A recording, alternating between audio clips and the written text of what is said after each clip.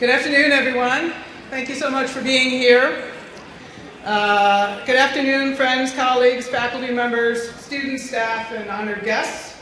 Thank you for joining us today for this special announcement about the future of the law school.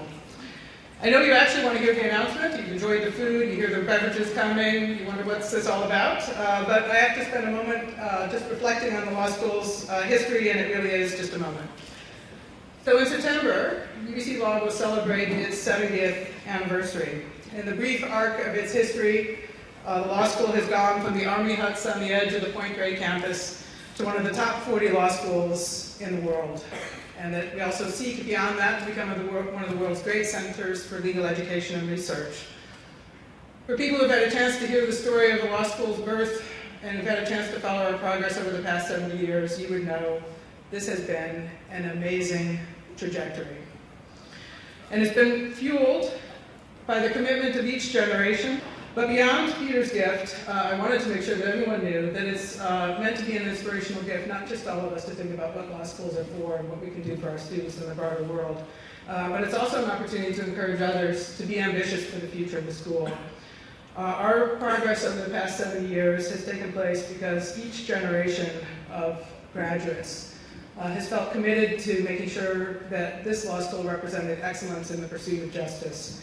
And for that reason, the idea of continuing that ongoing commitment to the law school, we're also announcing today a $10 million campaign to add to the endowment for the law school. We want to encourage alumni and friends of the law school to join with Peter in ensuring the future success of the school.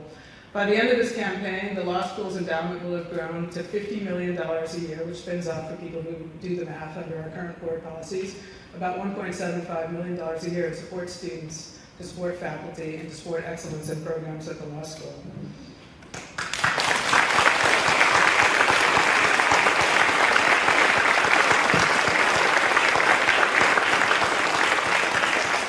Last but not least, I just wanted to mention, because some of you may not be aware, that the faculty actually currently benefits from works of art that actually Peter donated. The Legends Begin sculpture that's on the 4th floor terrace that students, I understand, want access to. The Herzog photos that are along this back wall, along that hallway. And today, we're also unveiling officially the Eagle Mask by Heisel artist Lyle Wilson in the Law Library.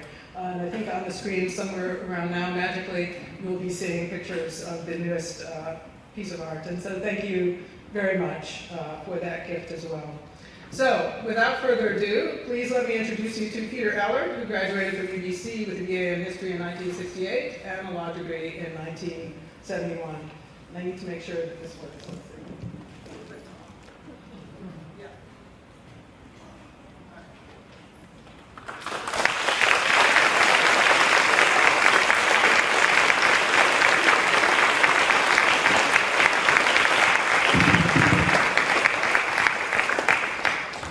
Dear law students, faculty, and honored guests, as mortals, our time on this earth is short. The most basic and precious asset we have is our time to treasure and respect. As a consequence, our youth are a very valuable and powerful, though sometimes overlooked group. It is you who must carry the torch of life, freedom, fairness, and the stability of our legal system and economy for those who follow. Contained within each of us is the power and spirit to do great good for our fellow human beings, or to do great harm. And it is incumbent upon us to equip you with the values, tools, and motivations to do great good. Through deleveraging and decreasing revenues over the past decade, governments are unable to fund all the demands that are made on them on a constant basis. It is a great privilege for me to be in a position to help this law school with the creation of 3 significant permanent endowments for student support, faculty recruitment, and retention, and student programming, together with further funding for the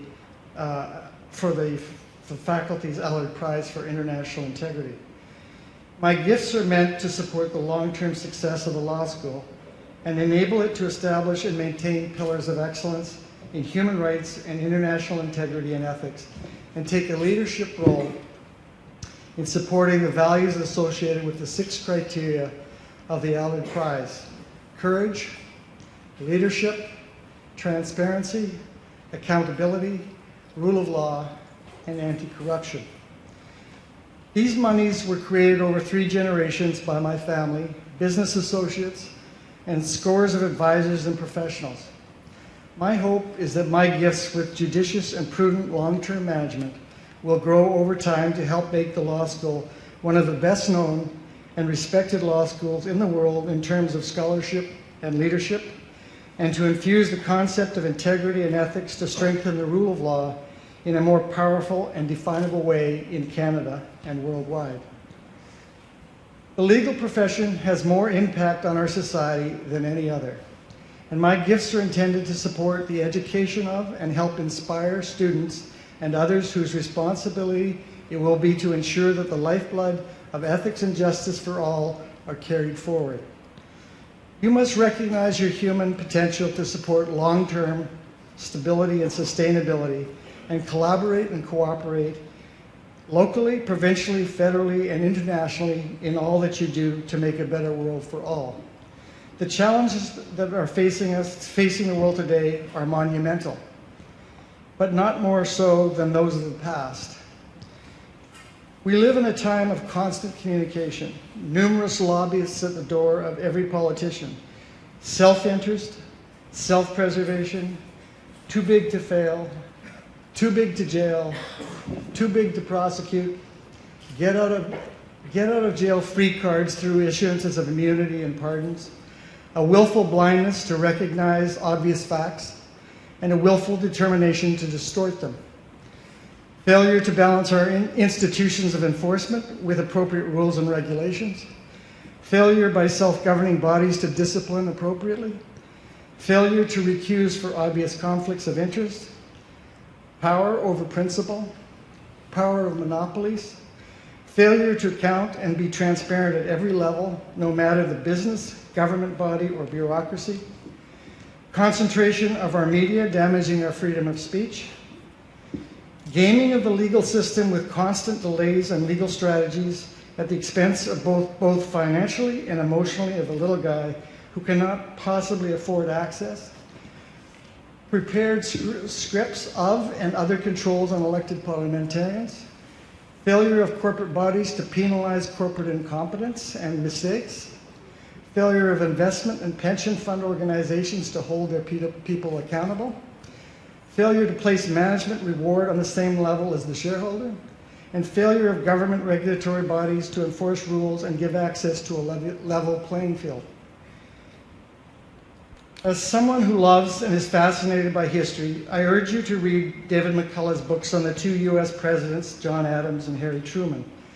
The political behaviors we are witnessing today in terms of power over substance, blind ambition, personality conflicts, self-interest for the short term, creation of uneconomic and unproductive jobs for votes, backstabbing, reckless adventures for war, have existed for centuries and occur everywhere in the world. What amazed me in the reading of these 2 books was the strength of these 2 leaders, their character, their honesty, their dignity, their independence, and their respect for public monies. These 2 presidents served out of a sense of obligation to a higher calling. The problems they faced were astounding, but that did not deter them, and they made a difference. I also urge you to look to the inspiring stories of the first honorees of the Allard Prize in 2013. The recipient of the prize, Anna Hazare, an Indian social activist who has led hugely popular and effective grassroots movements to increase government transparency and investigate and punish public corruption. And the other honorees, Sima Samar, an Afghani women's and human rights advocate, an activist who is currently chair of the Afghanistan Independent Human Rights Commission, and who, at great daily personal risk, has established and maintains schools for girls.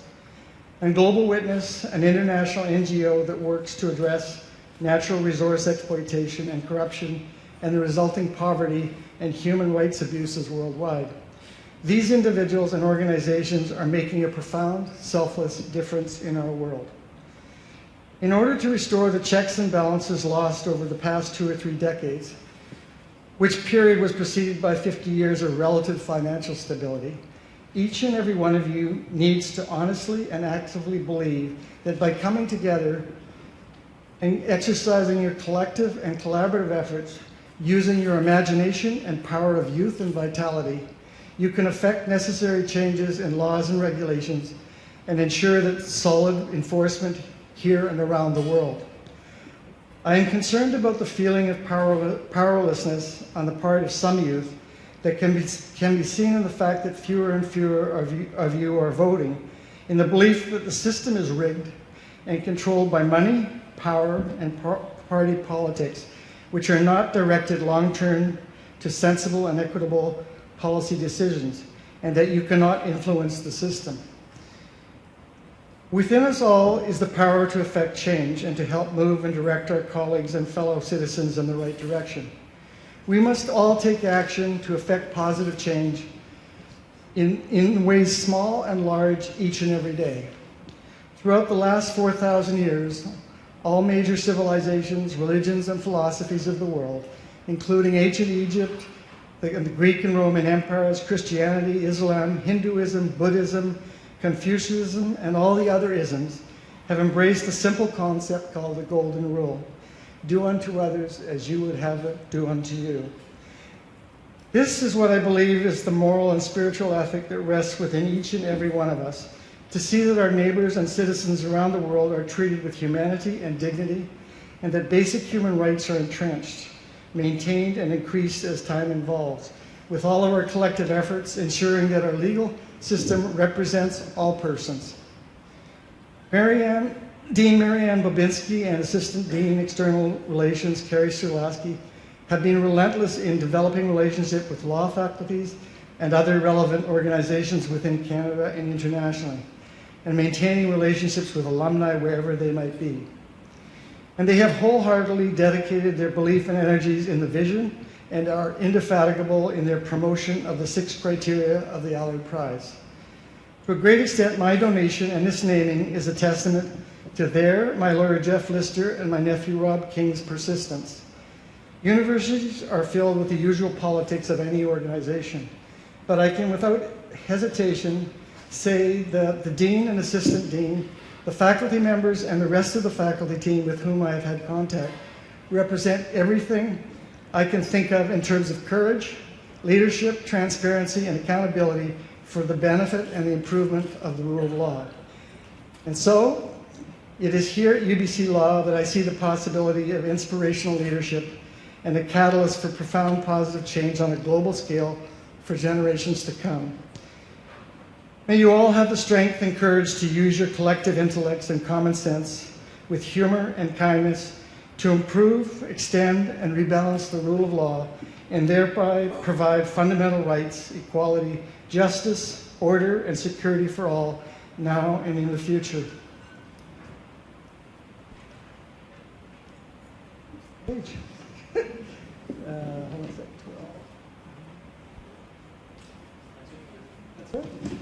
That's it.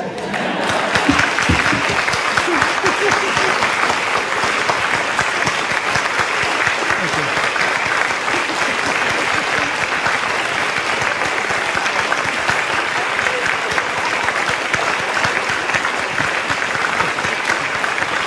Okay.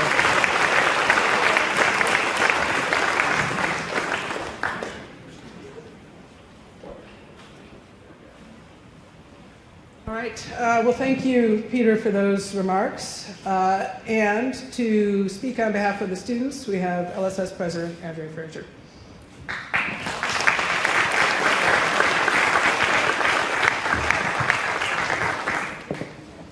Distinguished guests, ladies and gentlemen, fellow law students. Some gifts simply take your breath away, and this is one of those gifts. Not only because of its amount, and not only because of the good uses to which it will surely be put, but because of the magnitude of positive change it will create for this generation and future generations. On behalf of the student body, I would like to extend our heartfelt thanks to Peter Allard QC for this extraordinary gift.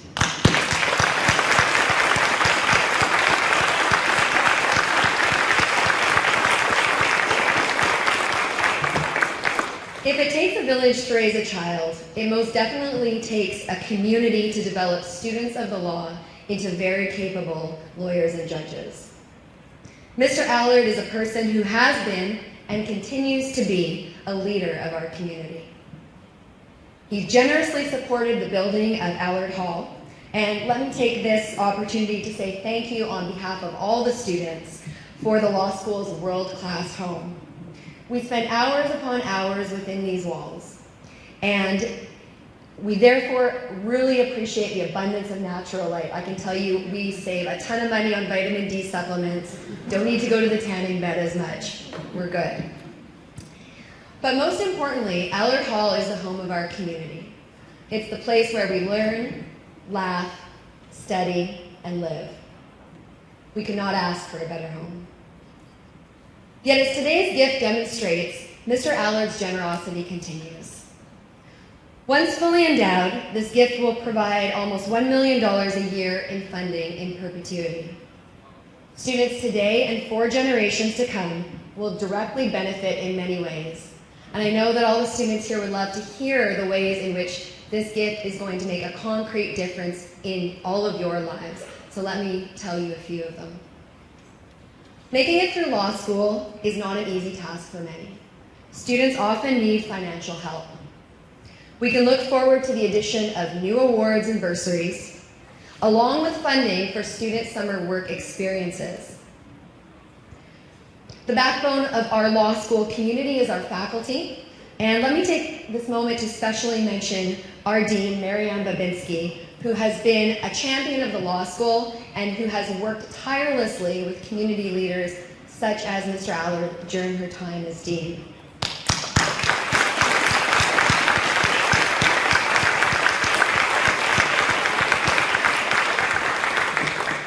As students, we will never forget the impact of the many professors who have helped shape our view of the law over our years here at Allard Hall.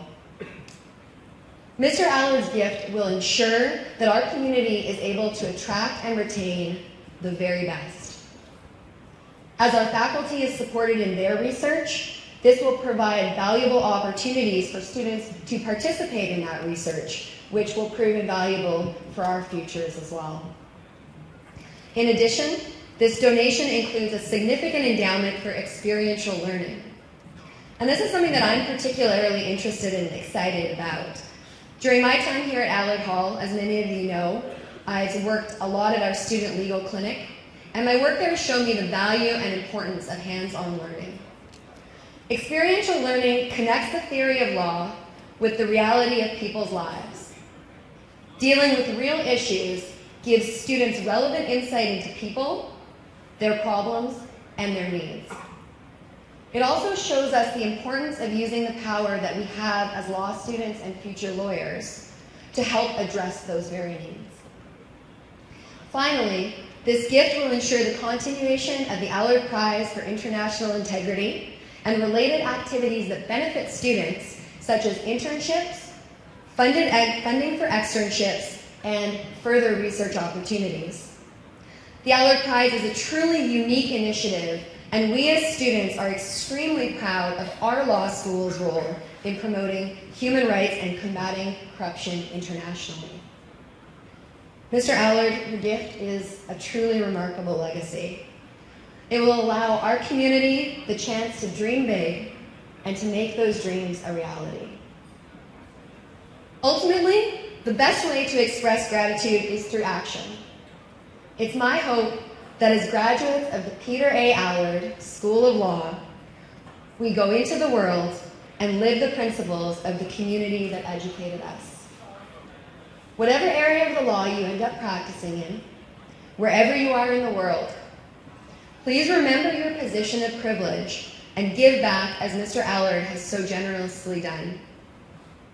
Strive to reflect the values and goals of the Allard Prize. Act with courage in all your endeavors. Demand transparency and accountability from all levels of government. Fight corruption and other abuses of power. Defend the rule of law, and always protect one of our core democratic principles, equality for all. This gift is about caring and compassion for the students. It will provide present and future students of law with the confidence to meet these challenges. And for that, Mr. Allard, we thank you. You're a very special person indeed.